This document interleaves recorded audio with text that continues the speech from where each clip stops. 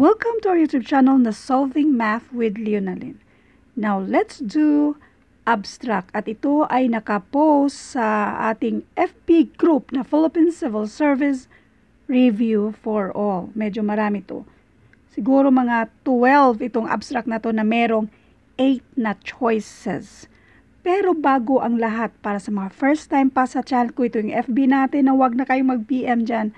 Tambak na yan ng mga messages. Kung mayroon kayong concern, pwede kayong mag-PM dito sa Free Reviewers Managed by Leonalyn. At kung meron kayong mga tanong, lalo-lalo na kapag related siya sa civil service exam, mas magandang i-post nyo dito sa Philippine Civil Service Review for All.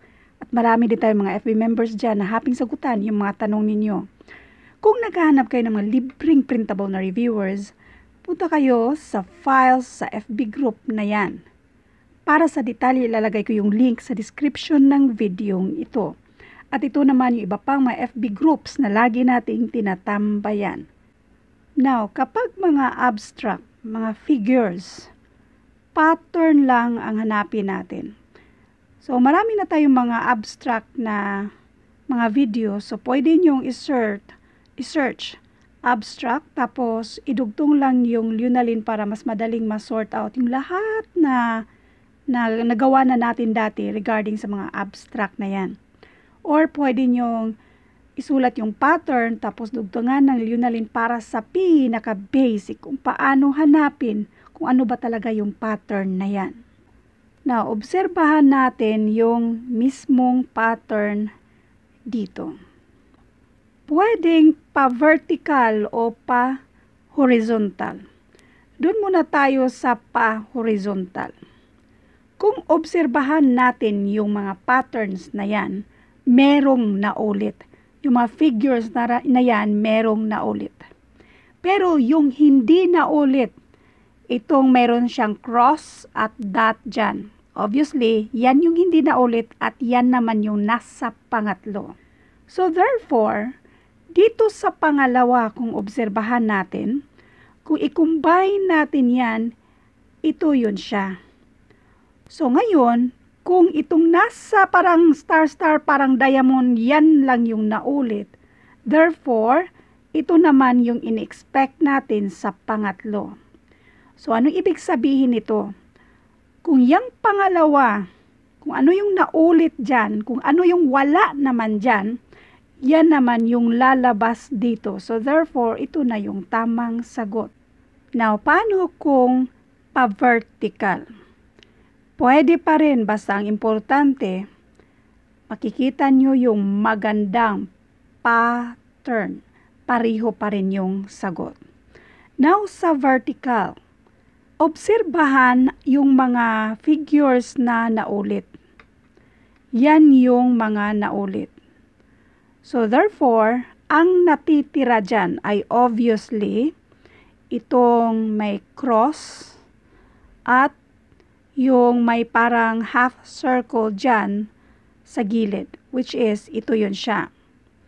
So next, tingnan natin kung ganun pa rin ba. Kung pariho sila, pattern ang tawag dyan. Dito ay parang yung diamond, yan lang yung naulit. So ang natitira ay, ito lang parang arc, kung anong tawag dyan, yung nasa mismong gilid lang. So therefore, kung ano yung pariho dito, itong dalawa na yan, kung ano yung wala dito na meron dito, yan na yung sagot. Next.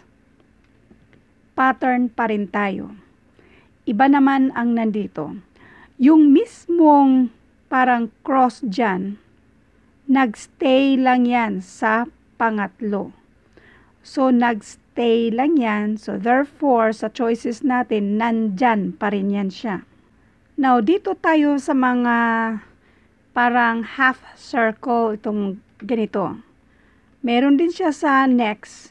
Pero, kung anong meron dito, itong dalawa, parihong meron sa pangatlo. So, parang ina-add lang siya. So, ngayon, ito naman, kung anong meron itong dalawa mismo, combine na siya sa pangatlo. So, ganun din ang gagawin natin. Dito naman sa last natin, i-combine mo lang yan siya So therefore, dapat ang hanapin natin dito ay ganito na shape. Saan sa choices? Ito nasa last part. Now, titingnan natin pa-vertical. Kung may pattern pa rin ba tayong makikita. Ito, kapag kinocombine sa pangatlo, dalawa na sila. Ito ba, kinocombine lang dito. Next, meron tayong, nahirapan akong mag-describe nito. Pero kung i-combine yan sila dito sa pangatlo, nandyan na silang dalawa. Next, ito namang nasa first na yan, i-combine mo dito, therefore, lahat sila, bali, dito ay mayroong ganyan. Hindi ko ma-describe kung paano yan, basta yan. So, ito na lang ang hanapin natin, which is, ito na ngang nasa last part. Next. Pansinin yung mga lines.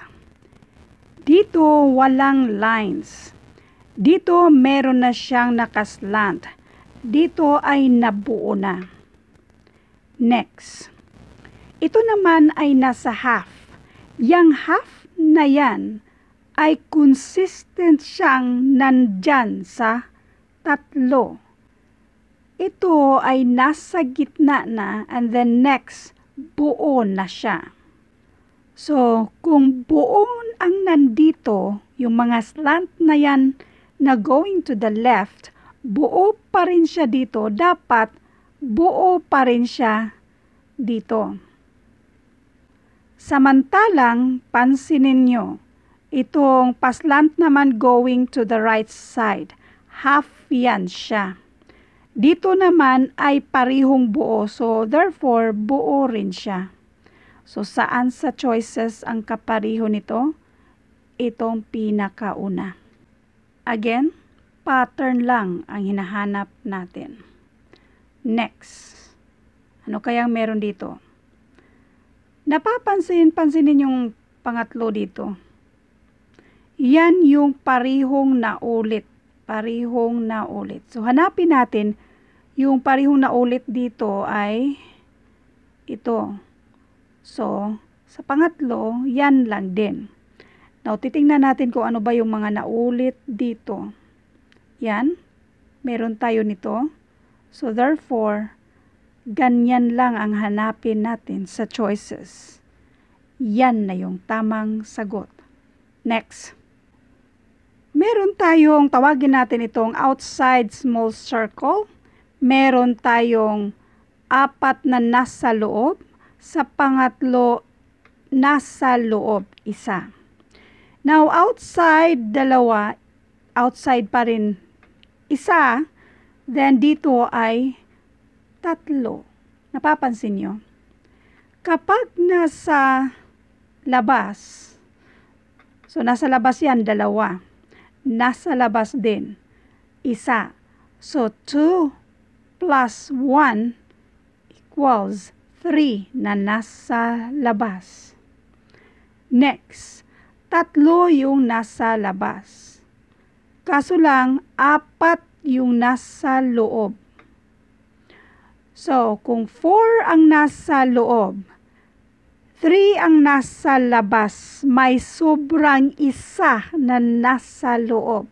Pareho lang yan sa 3 minus 4 equals negative 1. Yung negative 1, yung nasa loob.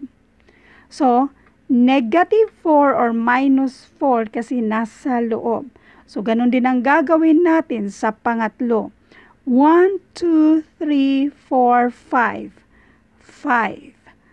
3 na nasa loob. So, gawin natin siyang minus 3. 5 minus 3 ay positive 2. So, therefore, 2 na nasa labas.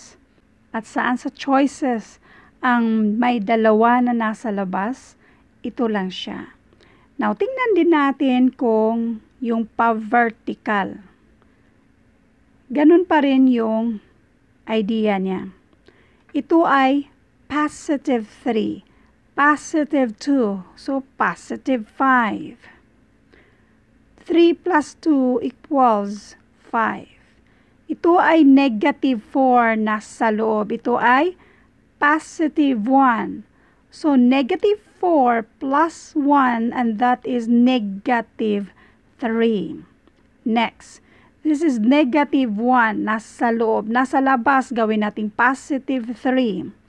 Negative 1 plus 3, that is obviously equal to positive 2. Kapag positive, meron tayong small na circle na nasa labas. Kaya ito na yung tamang sagot. Next. Now, dito pa lang, pwede nating eliminate yung mga obvious na mali. Yung obvious na walang kahalintulad nito. Next.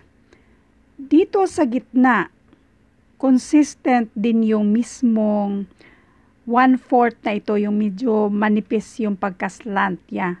Yung mga lines niya ba, maraming lines yan. So, dito tayo sa pangatlo. Kung napapansin nyo, consistent din ito. So, ganun din ang gagawin natin, consistent. So, therefore, meron ding line na ganyan. Saan sa natitira, obviously, hindi rin yan siya. So, sa natitira, ito lang yung tamang sagot. Kasi dito, hindi siya, yung nandyan lang siya, 1/4 lang yan siya. So, hindi yan. Ito lang yung tamang sagot. Next. Now, I'm sure meron na kayong idea kung anong pattern dito. Yung dot na nasa gitna, consistent siyang nandyan lang yan siya. Pero, kung ano yung naulit, siya naman yung wala dito sa pangatlo. So, obviously, kung yung mga hindi naulit, yan yung nasa pangatlo. So, ang hindi naulit dito ay itong circle na to, kaya ang hanapin lang natin ay kahalintulad nito, which is ito na yung tamang sagot. Next. Medyo ganon pa rin. Kung ano yung mga figures dyan na naulit, tapos kung yung hindi sila pareho, yun ang na-combine sa pangatlo. Pansinin itong 4 na dots dito. Tapos yung the rest, kung i-combine mo si circle dyan, yan na yan siya. So ngayon, titingnan natin ito. Ganon din, ang mismong, tingnan natin kung ano yung naulit mismo. So, dapat meron tayong square dito, yung circle at ganyan. So ngayon, ito yung mismong naulit. So, ang matitira ay yung mismong square at yung cross na yan. Saan sa choices? Yan lang yan siya. Next. Pabilisan ng mata. Napapansin nyo, i-combine mo yan, yan na yung pangatlo. I-combine mo, yan na yung pangatlo. Ganon din kung sa vertical. I-combine mo itong dalawa, so nandyan sila lahat. I-combine itong dalawang circle na yan, nandyan sila lahat. So therefore, kung i-combine mo yan, dapat meron tayong isang circle at isang medyo malaking circle. At ito ay nandito lahat siya. So kung napapansin nyo, dapat nasa loob siya sa malaking circle. So hanapin nyo na lang ang kapariho nito. At nandito siya. Anong letter yan? Basta yan yung tamang sagot. Next. Now, pansinin nyo yung pattern. Lahat ng ito ay merong curved line. Pareho sila lahat ng curved line at pareho silang meron silang straight line dito. So, therefore, kung straight line din dito, ipareho natin lahat yan na straight.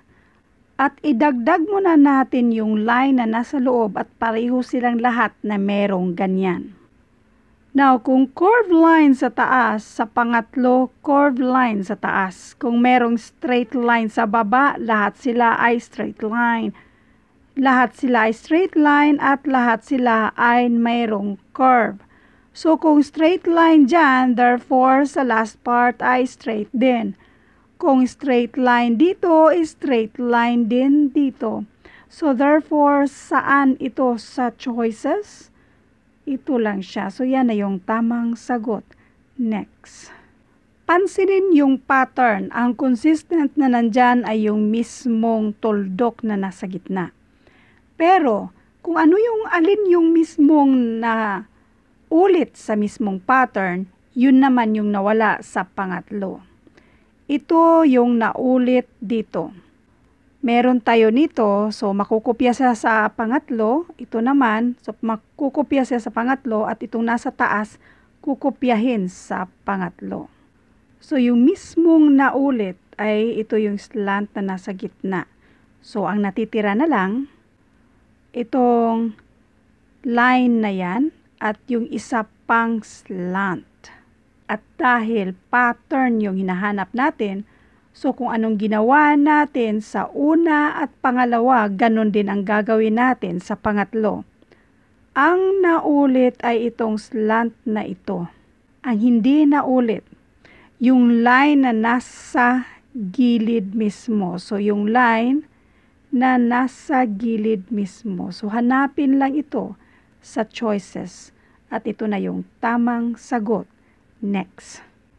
Pansinin ulit natin yung mismong pattern. Isa lang siya dito. Yung dalawa na yan, pagdating sa pangatlo ay magkahiwalay na. Next. Dito naman sa second, dalawa sila. Pero dalawa silang pareho dito ba? Yan. So yung dalawa na yan, naging doble na. So kung titingnan mo, yung una, naging doble din. Pero pagdating sa pangatlo, yung doble na yan ay na-separate na siya. Which is yung pagka-separate niya ay parihong-pariho dito sa una. Na hindi sila magkadikit.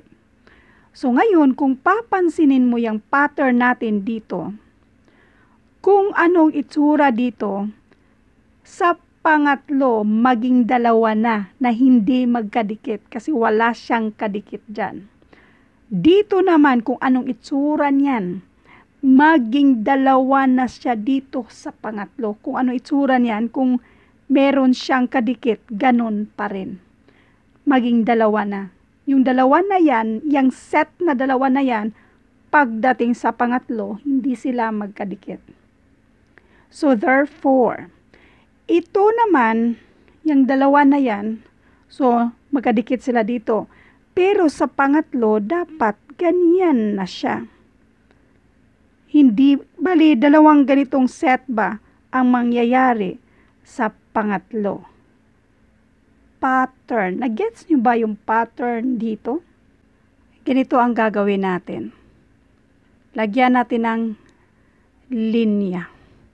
Lagyan natin ng linya. So, yung linya na ito, magkadikit yan lahat. Dito naman ay hindi na siya magkadikit. Sa horizontal natin, pareho lang yan siya.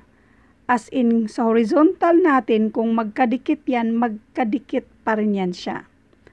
Sa horizontal natin, kung hindi siya magkadikit, hindi talaga yan sila magkadikit. So, therefore, hanapin natin ito mismo. Ito na yung tamang sagot. Pattern. Now, ito naman yung abangan nyo sa next na video. Try nyo munang sagutan bago nyo mapanood ang ating detalyeng explanation kung ano kaya ang tamang pattern dito. Thank you and God bless.